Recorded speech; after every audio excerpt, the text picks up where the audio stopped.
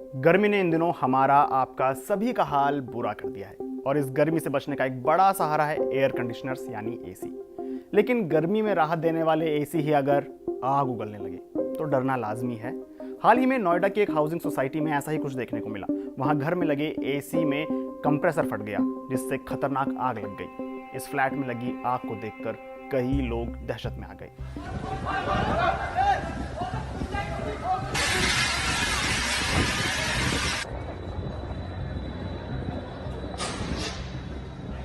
ऐसा ही एक मामला मुंबई में भी देखने को मिला। हरियाणा के हिसार में भी एक हॉस्पिटल में एसी का कंप्रेसर फट गया था। नोएडा फायर ब्रिगेड के एक ऑफिसर ने बताया है कि हाल फिलहाल में 10 से 12 एसी फटने की सूचनाएं उन्हें मिल चुकी हैं।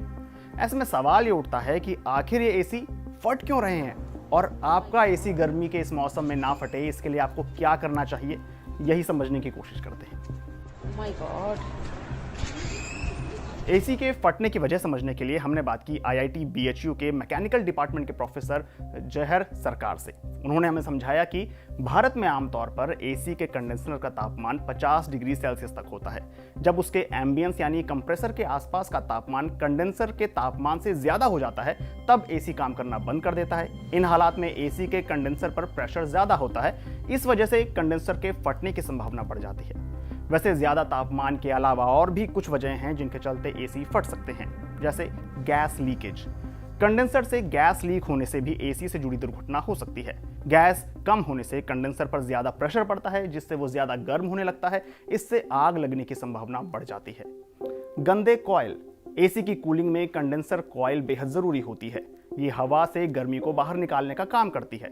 जब कॉइल गंदगी के चलते जाम हो जाती है तो उसमें से गैस फ्लो होने में दिक्कत होती है। इससे कंडेंसर ज्यादा गर्म होने लगता है और आग लगने का खतरा बढ़ जाता है। वोल्टेज का उतार चढ़ाव भी कंप्रेसर के परफॉर्मेंस पर असर डालता है और ये भी हादसे की एक वजह बन सकता है। अब बात करते हैं उन चीजों की जिनका आप अपने घर में ध्यान रख सकते हैं।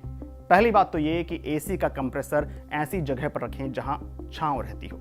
कंप्रेसर के आसपास सही तरीके से वेंटिलेशन हो जिससे यूनिट ज़्यादा गर्म ना हो।